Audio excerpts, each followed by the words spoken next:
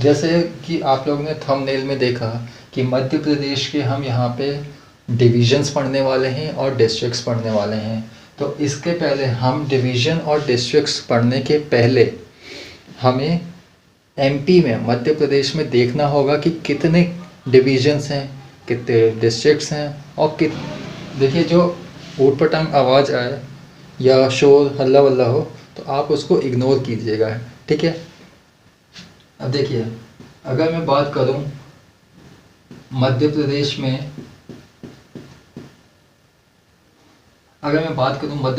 में कुल डिविजन्स की, बाईलैंग्वेज चलेगी पूरी क्लास, वो हिंदी वाले बच्चे या इंग्लिश वाले बच्चे, मतलब जिस भी लैंग्वेज के बच्चे हैं वो प्लीज़ आप लोग चिंता मत कीजिएगा, ठीक है। मैं दोनों ही लैंग्वेज में लिख दूंगा, ठीक है। एमपी में कोई डिवीजन का मतलब होता है संभाग।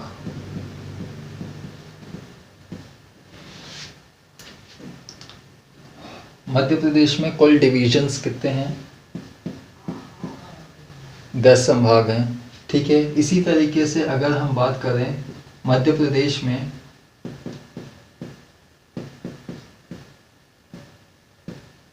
कुल डिस्ट्रिक्ट्स कितने हैं? डिस्ट्रिक्ट का मतलब होता है जिला, तो कुल जिला कितना है? 52। इसके अलावा मध्य प्रदेश में कुल संभाग कितने हैं? 10 हैं। मध्य प्रदेश में कुल जिले कितने हैं? 52 है, ठीक है। मैं जितनी भी आप लोग को जानकारी दे रहा हूँ वो सब एमपी की ऑफिशियल वेबसाइट से दे रहा हूँ, ठीक है। आपने कहीं कहीं पे देखा होगा कोई वेबसाइट में जहाँ 52 की जगह 50 लिखा होगा, कहीं 51 लिखा होगा और कहीं 49 लिखा होगा, ठीक है। तो टोटल कितने हैं? 52 है, ठीक है। और ये 52 डिस्ट्रिक्ट्स पे स्टार लिखा होगा। वो स्टार क्यों लिखा होगा? क्योंकि 52 डिस्ट्रिक्ट्स तो टोटल है, लेकिन 3 डिस्ट्रिक्ट्स ऐसे भी हैं जिनको बना रहे हैं, जिनको बनाने के लिए सोचे हैं। तो अभी कितने हैं? 52 हैं, लेकिन हो जाएंगे कितने? 55, ठीक है। कौन कौन से हैं तो ये मैं अभी आपको बता दूंगा, ठीक है। मध्य प्रदेश में कुल तहसील तो ये कितने हैं? 428 है, ठीक है। इसके पहले 2020 आपको पता है 2020-21 में क्या था? लॉकडाउन था। और 2020 के पहले 2019 था। तो 2019 तक, अगस्त 2019 तक रिपोर्ट आई थी, उसमें ये बताया गया था तहसील थी मध्य प्रदेश में 367 थी, ठीक है। लिख देता हूँ, अगस्त 2019 तक कितनी तहसीलें थी? 367 थी।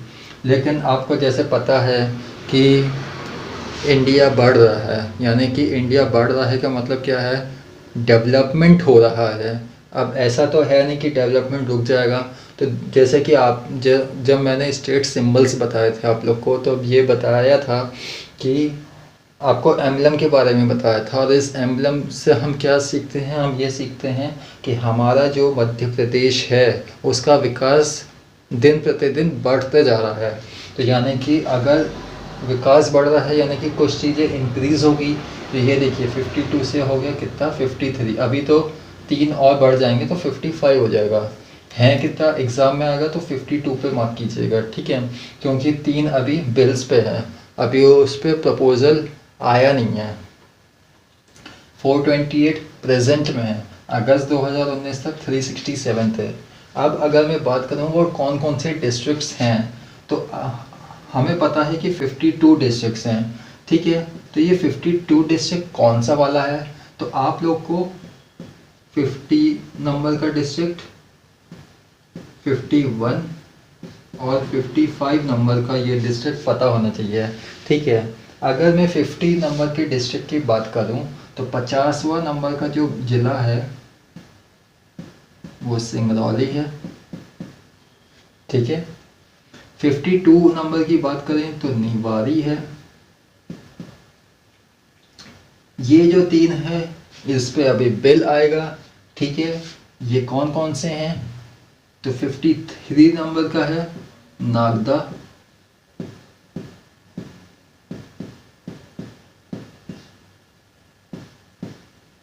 54 नंबर पे है मैहर।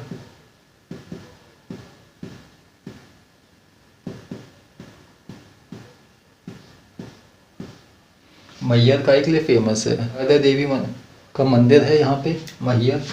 और एक लास्ट है चाचोड़ा।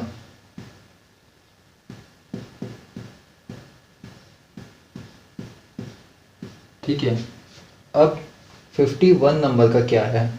तो 51 नंबर पे अगर मालवा है, अगर मालवा है। ठीक है, तो ये है नागदा, मैहर और चाचौड़ा। ये तीन को प्रपोज किया गया है, यानी कि प्रपोज उस तरीके का प्रपोज नहीं, इसका मतलब है कि इन तीनों के बारे में अभी प्रपोजल गया है। किसके पास गया है? मैंने बताया था आपको जब मैंने सेकंड जब लेक्चर लिया था location of MP and it's neighbouring state, यानी कि मध्य प्रदेश की लोकेशन मैप में और उसके नेबरिंग स्टेट्स, तब मैंने बताया था कि जब भी हमें एमपी का, जब भी हमको मध्य प्रदेश का विस्तार करना हो तो हम किसके पास जाते हैं? स्टेट रीऑर्गेनाइजेशन एक्ट के थ्रू ये सब होता है। तो हमारा अभी गवर्नमेंट के पास इनके प्रपोजल गए हैं कि इनको भी डिस्ट्रिक्ट बनाना है। ठीक है, रीजन की बात करते हैं। ठीक है, तो अगर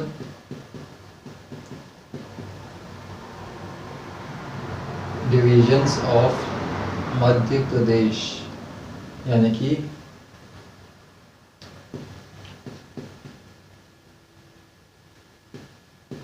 मध्य प्रदेश के संभाग,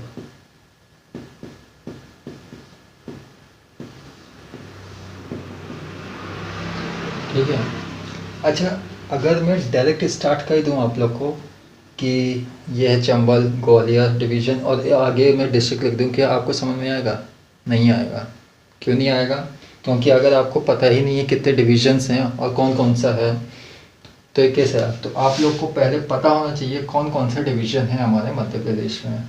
तो कौन कौन सा है? ग्वालियर डिवीज़न, ग्वालियर संभाग। ये टोटल 10 संभाग हैं। कितने हैं? 10 हैं टोटल। कौन कौन से हैं?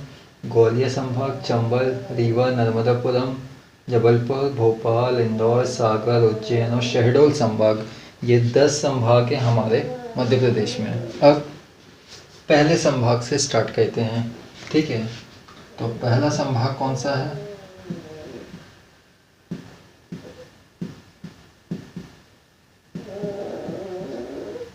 में कौन कौन से डिस्ट्रिक्ट्स हैं इसमें? ग्वालियर डिस्ट्रिक्ट है,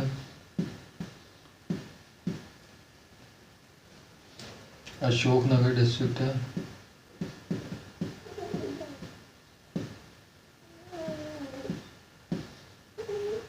अब जो ग्वालियर संभाग है, मतलब जो ग्वालियर डिस्ट्रिक्ट है, ये ग्वालियर डिस्ट्रिक्ट इम्पोर्टेंट है क्योंकि सबसे पहले मैं बता देता हूँ।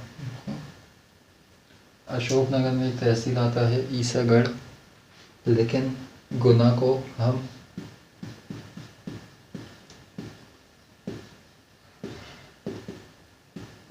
ईसागढ़ के नाम से जानते हैं। यहाँ पे एक तहसील है ईसागढ़, लेकिन गुना को हम ईसागढ़ के नाम से जानते हैं। शिवपुरी को एमपी की गर्दन कहते हैं, नेक ऑफ एमपी कहते हैं इसको।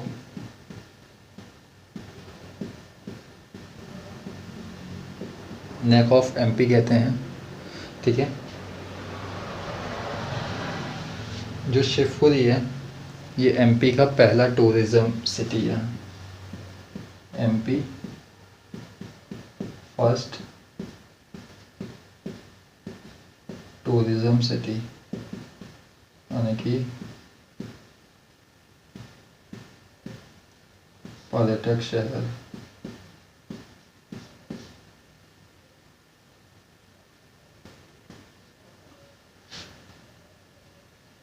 जो ये दतिया, इसको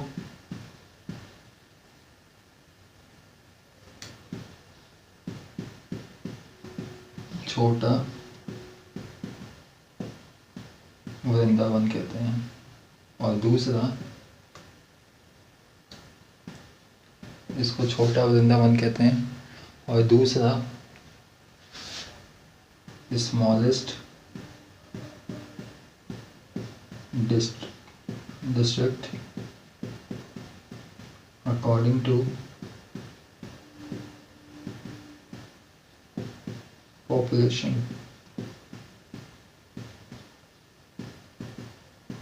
यानी कि जनसंख्या के अनुसार, जनसंख्या के आधार पर सबसे छोटा जिला है ये। ठीक है, तो मैंने आपको अशोकनगर बताया। ईसागढ़ यहाँ पे एक तहसील है, लेकिन गुना को ईसागढ़ कहते हैं। शिवपुरी एमपी की गाइडेन है, यानी कि नेक ऑफ एमपी। एमपी का पहला टूरिज्म सिटी भी यही है, शिवपुरी। इसके अलावा जब मैंने, अच्छा ये था, छोटा वृंदावन कहते हैं। और जो दतिया है वो जनसंख्या के आधार पर सबसे छोटा डिस्ट्रिक्ट है। अब हम बात करें, अब ग्वालियर की बात करें तो ग्वालियर में कई सारी चीज़ें। मध्य प्रदेश का पहला मेडिकल कॉलेज ग्वालियर में स्थित है। मध्य प्रदेश का पहला मेडिकल कॉलेज जो कब बना, 1946 में बना।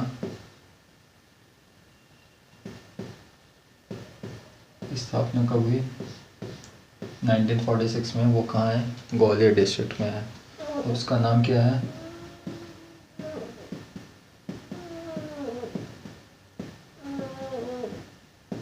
गजरेराजे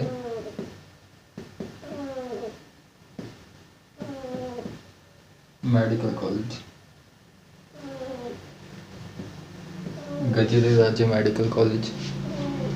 मैंने क्या बताया, ग्वालियर जो है इसको गोपागिरी कहते हैं। क्यों कहते हैं, क्योंकि ये जहाँ पे पड़ता है ग्वालियर, वहाँ पे गोपाचल की पहाड़ियाँ हैं।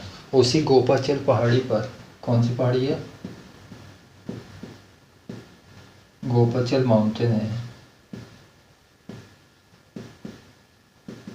गोपाचल की पहाड़ियाँ हैं, उसी गोपाचल माउंटेन पर ही ग्वालियर का फेमस किला कौन सा है, ग्वालियर फोर्ट। ग्वालियर फोर्ट यानी कि ग्वालियर का दुर्ग है, जिसे किसने बनवाया है। अगर पूछे किसे किसने बनवाया है, या फिर पूछे कि इसकी नींव किसने रखी है, तो हमेशा राजा सूरज सेन ने बनवाया। और कब बनवाया है, 525 एडी में बनवाया है। कब बनवाया है, 525 एडी में बनवाया है।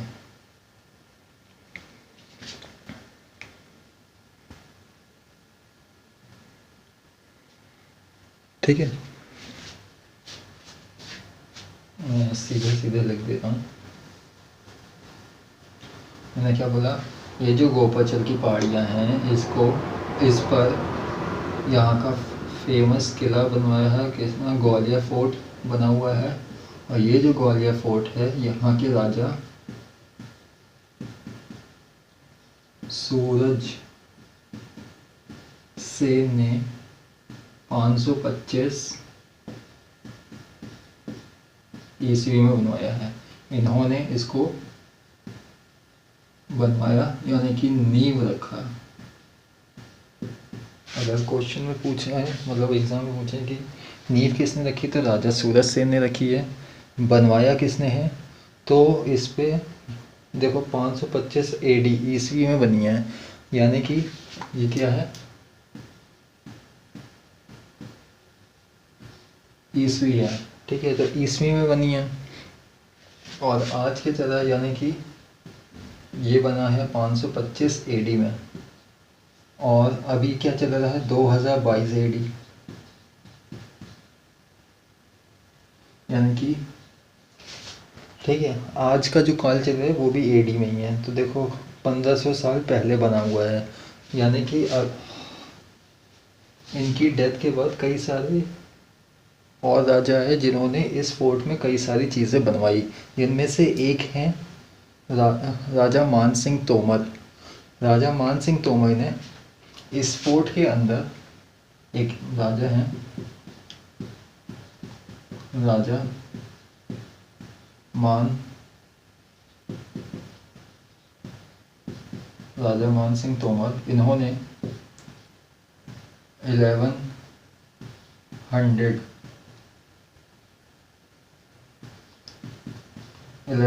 प्लस एडी के अराउंड, यानी कि 1100 के बाद इसी महल में, यानी कि ग्वालियर फोर्ट में ही एक महल बनवाया। और वो महल इन्होंने अपनी रानी, यानी कि अपनी पत्नी के लिए बनवाया, क्योंकि वो गुर्जर समाज की थी। इन्होंने उस महल का नाम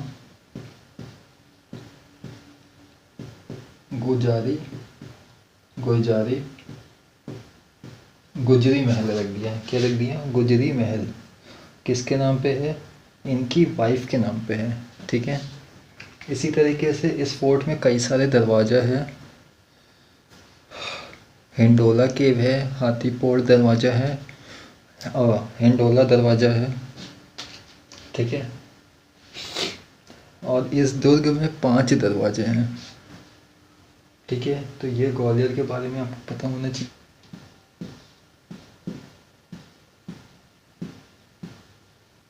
चंबल संभाग, यानी कि चंबल डिवीज़न की बात करें, और चंबल डिवीज़न में जो डिस्ट्रिक्ट हैं वो 3 हैं। कौन कौन से हैं? पहला है भिंड, मुरैना, और तीसरा है श्योपुर। एक श्योपुर है, एक शिवपुरी है। शिवपुरी ग्वालियर डिवीज़न में है, मैंने अभी बताया। और एक है ये श्योपुर। अब इन तीनों में क्या खासियत है जो एग्ज़ाम पॉइंट ऑफ व्यू से है, तो आप लोग को पता होना चाहिए। जो भिंड है, इसमें 2 चीज़ पता होना चाहिए। पहली, ये जो भिंड है, सबसे ज़्यादा यहाँ पे बारिश, ये सबसे ज़्यादा बारिश वाला क्षेत्र है। ठीक। मैक्सिमम रेनफॉल डिस्ट्रिक्ट, यानी कि सबसे ज़्यादा बारिश वाला क्षेत्र है। दूसरा, भिंड कौन सी नदी पे है? बेसला नदी पर है।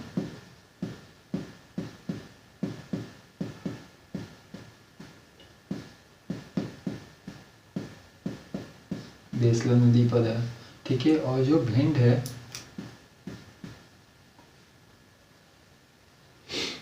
ये जो बेसला नदी है, बेसला नदी पर, यानी कि भिंड के आसपास का जो एरिया है, वहाँ पे बेसला नदी, और इस नदी पर जो फोर्ट बना है वो है गोहद फोर्ट। और इस फोर्ट की क्या है खासियत कि इसको यहाँ के जाट राजा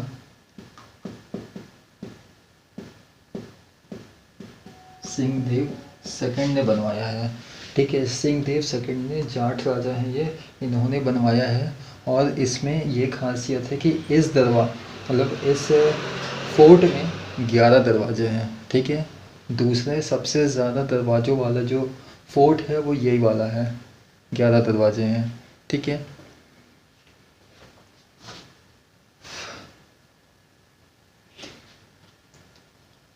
इसमें इस किले में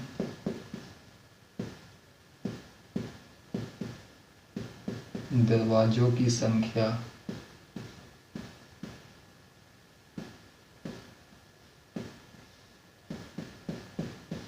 11 है। ठीक है। तो ये है भिंड से रिलेटेड। दूसरा अगर बात करें मुरैना, ये जो मुरैना वाला एरिया है, जब मैंने सेकंड लेक्चर लिया था जिसमें लोकेशन ऑफ एमपी बताया था, एमपी की लोकेशन और नेबरिंग स्टेट। तो मैंने बताया था कि जो मुरैना है ये राजस्थान और उत्तर प्रदेश दोनों को कनेक्ट करता है, मुरैना वाला एरिया। शिवपुर में आप लोग को क्या पता होना चाहिए, इस शिवपुर में इम्पॉर्टेंट दो चीज़ है। पहले यहाँ पे ये जो शिवपुर है माधव नेशनल पार्क है, यहाँ पे नेशनल पार्क को मैं एनपी रख रहा हूँ, राष्ट्रीय उद्यान, ठीक है। माधव नेशनल पार्क है जिसकी स्थापना 1948 में हुई थी, इसकी स्थापना 1948 में हुई थी, सॉरी 1958 में हुई थी इसकी स्थापना।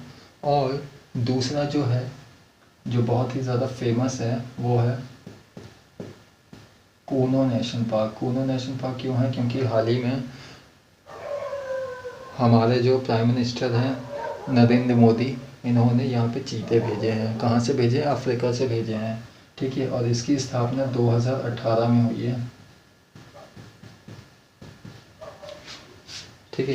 तो शिवपुर में वो, भिंड में ये, मुरैना में क्या बताया, राजस्थान और यूपी को जोड़ता है। जो ये चंबल संभाग है, चंबल संभाग में एक नदी बहती है जो चंबल नदी है। यहाँ पे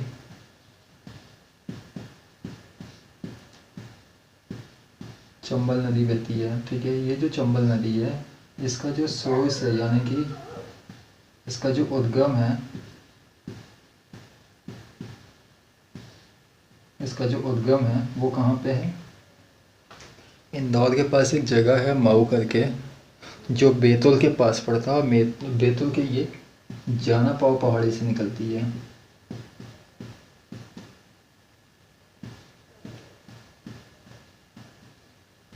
तो जाना पाव पहाड़ी से निकलती है ये चंबल नदी, और कहाँ पे गिरती है ये, तो इसका जो एंड है,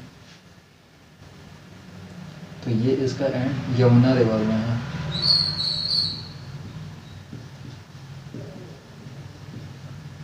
ठीक है। यमुना रिवर में है इसका एंड पॉइंट, ठीक है। तो ये चंबल संभाग के बारे में है, ठीक है। इसके अलावा जब ये चंबल नदी बहती है, इस क्षेत्र में बहती है जब, तो ये यहाँ पे रेवाइंस का फॉर्मेशन करती है, ठीक है। ये इन तीन जगह पे ये क्या करती है, रेवाइंस का फॉर्मेशन करती है, यानी कि बीहड़ का फॉर्मेशन करती है। इसी वजह से यहाँ पे जो बीहड़ बनते हैं उनको गढ़ ऑफ बंडेज कहते हैं। इसलिए जो संभाग है ये चंबल संभाग, इसको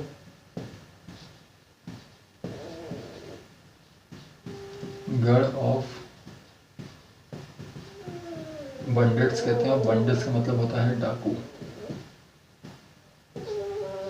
यानी कि डाकुओं का ये गढ़। चीज़ और आप लोग को मैं बता देता हूँ, जो ये भिंड है, भिंड में मैंने आपको गोहद का फोर्ट बताया, ठीक है।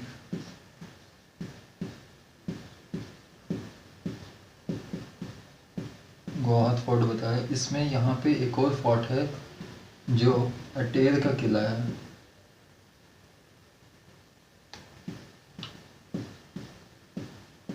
अटेर किला है, ये जो अटेर किला है इसे, इसके बारे में थोड़ा सा बता देता हूँ।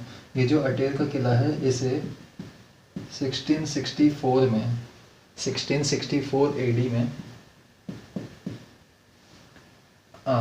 ये भिंडी डिस्ट्रिक्ट में ही पड़ता है अटेर का किला। और ये जो अटेर का किला है इसे 1664 में इसको भदौरिया राजा ने बनवाया है। इसलिए भदौरिया राजा के कारण भिंड को किसने बनवाया,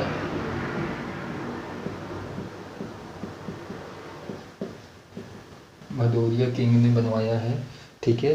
1664 एडी में भिंड डिस्ट्रिक्ट में अटेर का किला। और क्योंकि भदौरियों के कारण, इन लोगों के कारण भिंड को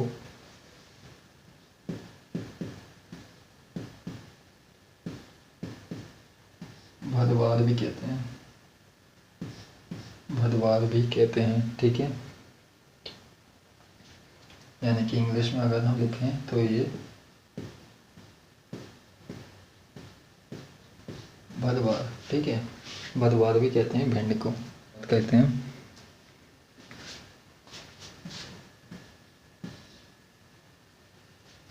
रीवा संभाग,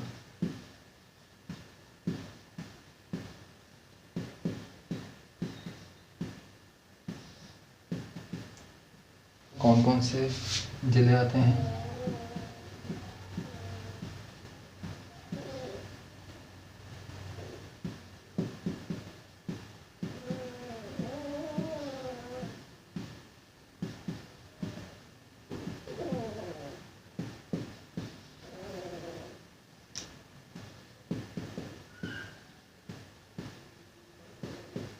ठीक है। अब किसी के मन में ये डाउट आया होगा कि सर अनूपपुर यहाँ कैसे आ गया? अनूपपुर तो शहडोल में आता है, तो वो शहडोल डिवीज़न का भाग होना चाहिए, यानी कि इसका भाग होना चाहिए। तो मैं आपको बता दूं कि अनूप आता तो शहडोल में ही है, लेकिन इसका कुछ भाग शहडोल संभाग में आता है और कुछ भाग रीवा संभाग में आता है। ठीक है, क्योंकि ये हमारा एमपी है और रीवा संभाग इतने एरिया में आता है और शहडोल संभाग इधर आता है।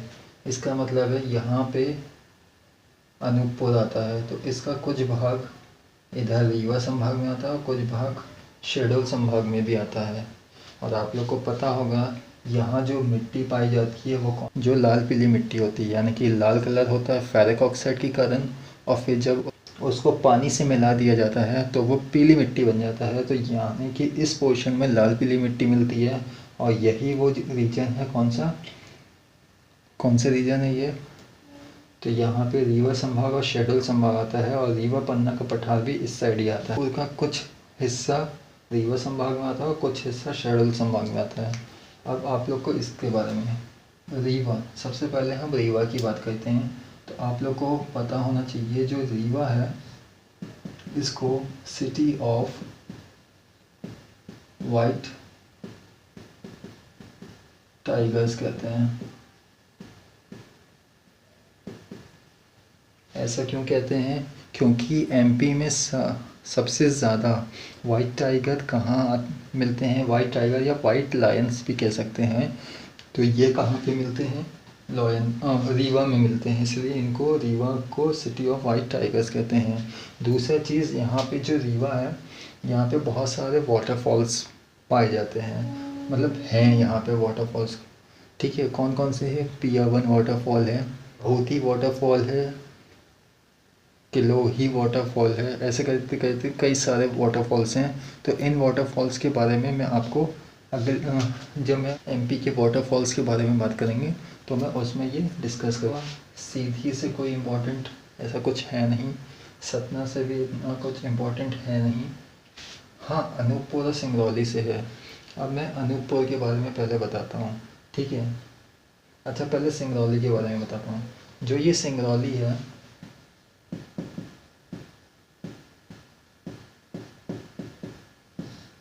ये जो सिंगरौली है, ये जैसे कि मैंने क्लास के शुरू में ही बताया था कि सिंगरौली एमपी का 50वां जिला है। क्या है?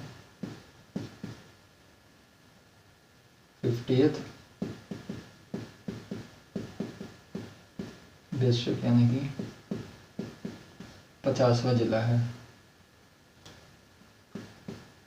ठीक है, जब मैंने दूसरा लेक्चर लिया था एमपी की लोकेशन और हाँ और उसके नेबरिंग स्टेट, तब मैंने सिंगरौली की बात की थी।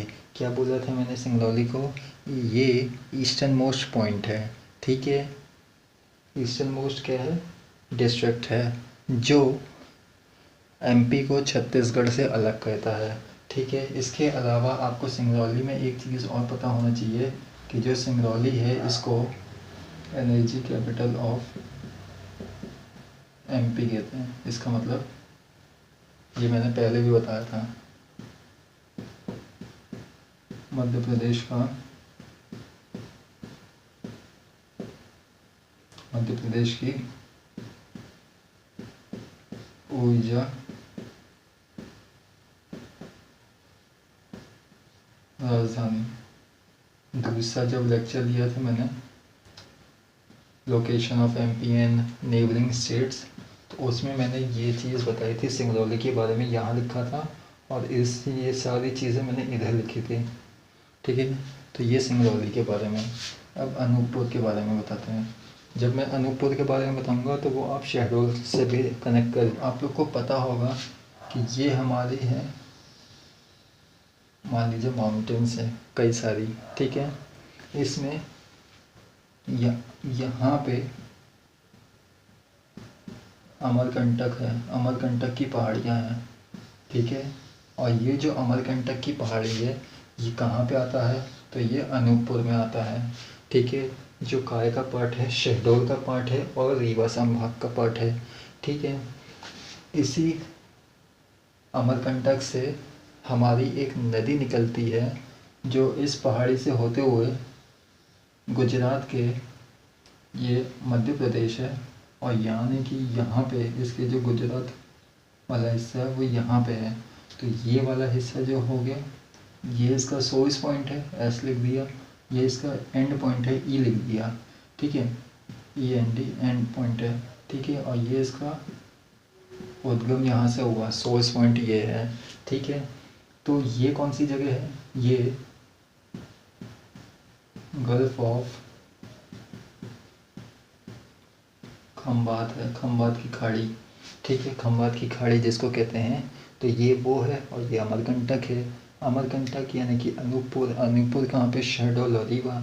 तो ये सोर्स है और ये एंड पॉइंट है। ये कौन सी नदी है, तो ये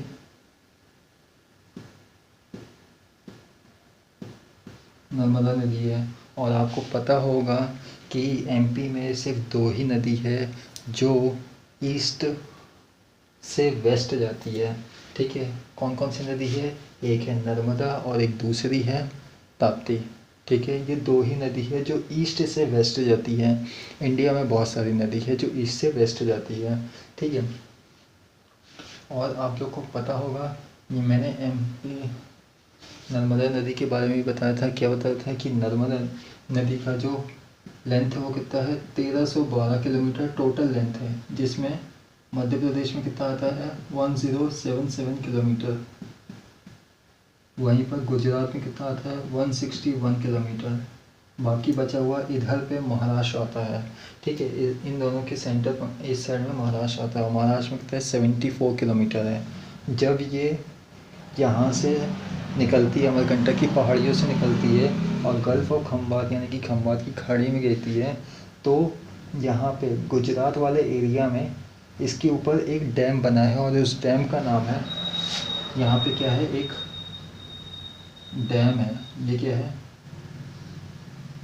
डैम है ये, और इस डैम का नाम क्या है, सरदार सरोवर डैम। कहाँ पे बना है, नर्मदा नदी पे बना है। और ये जो सरदार सरोवर डैम है ये बहुत ही ऊंचा डैम है, कहाँ पे, गुजरात का। ठीक है, नर्मदा नदी के बारे में आप लोग को पता होगा कि जो नर्मदा नदी है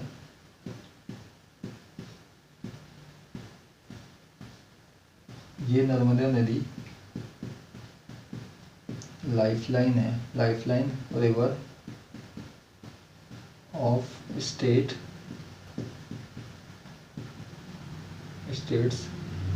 मध्य प्रदेश एंड गुजरात।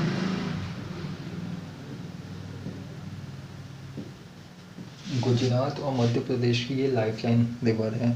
ठीक है, यहाँ पे इनकी जो आबादी है वो कौन सी नदी पे निर्भर है, नर्मदा नदी पे निर्भर है। ठीक है, जो माइथोलॉजिकल हैं यानी कि जो पौराणिक कथाएं हैं उसमें ये बताया गया है, इसमें 3 नदियों के बारे में बताया गया है।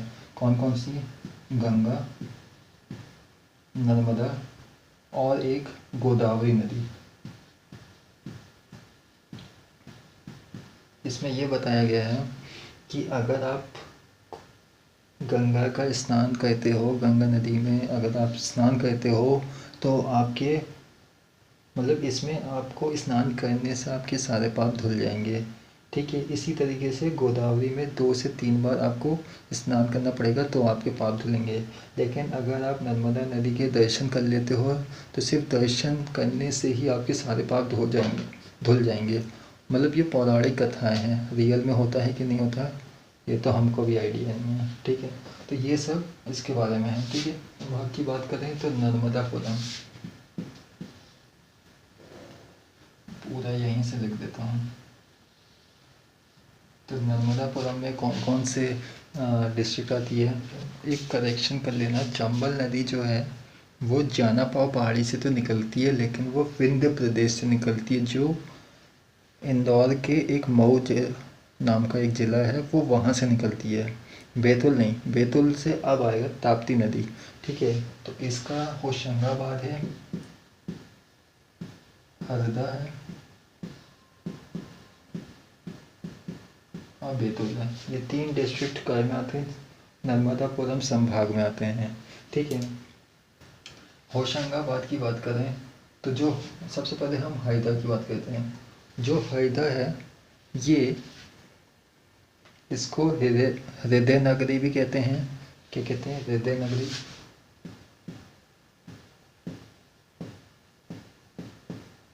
इसको हृदय नगरी भी कहते हैं। ठीक है, और ये सबसे ये मध्य प्रदेश का सबसे छोटा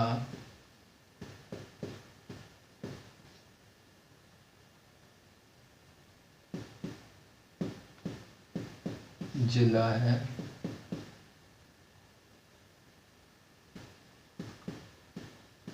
एरिया के दृष्टिकोण से, यानी कि एरिया वाइज। ठीक है, एरिया वाइज सबसे छोटा डिस्ट्रिक्ट है, यानी कि क्षेत्रफल की दृष्टि से मध्य प्रदेश का सबसे छोटा जिला कौन सा है? हरदा जिला है। इसको क्या कहते हैं? हृदय नगरी कहते हैं। ठीक है, नेक्स्ट बैतूल की बात करते हैं। तो बैतूल जो है, बैतूल के एक नदी निकलती है बैतूल से, अगर मैं बात करूँ तो ताप्ती नदी निकलती है, ताप्ती रिवर। इसका जो सोर्स पॉइंट है, यानी कि जो इसका उद्गम है वो बैतूल के मुल्ताई रीजन, मुल्ताई पहाड़ी से निकलती है। मुल्ताई गांव है बैतूल में, बैतूल के पास मुल्ताई गांव, वहाँ से निकलती है, इसका सोर्स है। और इसका जो एंड पॉइंट है ये कहाँ पे है?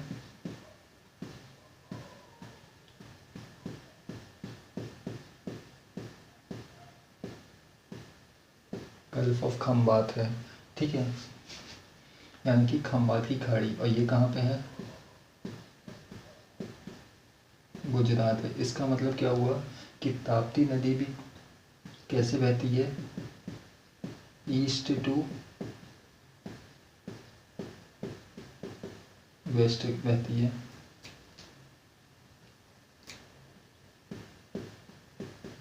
ईस्ट टू वेस्ट बहती है। ठीक है, तो मैंने अभी बताया नर्मदा नदी और ताप्ती नदी ईस्ट टू वेस्ट बहती है, बाकी सब वेस्ट टू ईस्ट बहती है। ठीक है, तो ये हो गया। अब होशंगाबाद की बात करते हैं। होशंगाबाद है, होशंगाबाद यहाँ पे एक राजा हुआ करते थे। ठीक है, होशंग शाह, उन्होंने होशंगाबाद का बसाया। ठीक है, और यहीं पर मध्य प्रदेश का सबसे बड़ा ब्रिज है। कौन सा है? महानदी ब्रिज है। जो कौन सी नदी पे है? तवा ब्रिज जिसको कहते हैं, वो यहीं पर है। ठीक है, इसके